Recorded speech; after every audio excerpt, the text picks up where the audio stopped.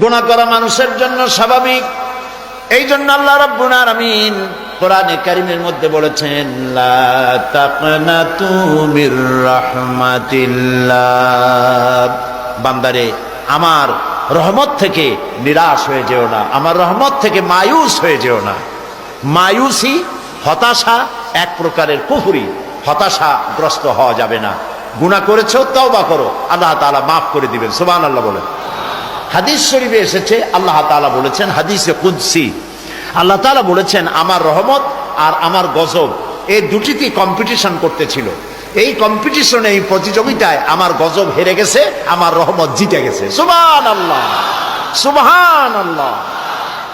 তার মানে হলো, বান্দারে তোমার গুনাহ যদি পাহাড় সমান হয়, আমার রহমত আকাশ সমান। আর তোমার গুনাহ যদি আকাশ সমান হয়ে যায়, তাহলে আমার রহমত আমার আরশ উপচে পড়েছে। সুবহানাল্লাহ। গুনাহ মাপ চাও, মাফ করে দেওয়া হবে।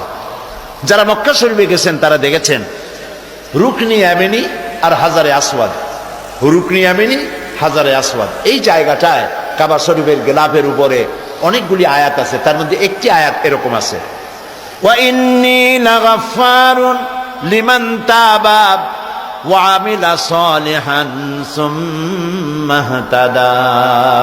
আল্লাহ তাআলা বলেন, নিশ্চয়ই আমি ক্ষমাশীল, নিশ্চয়ই আমি ক্ষমাশীল, আমি দয়াবান। যে ব্যক্তি তওবা করে আর তওবার উপরে প্রতিষ্ঠিত থাকে, গুনাহ আর করে না, আমি তার জন্য ক্ষমাশীল, আমি তার গুনাহকে মাফ করে দেব।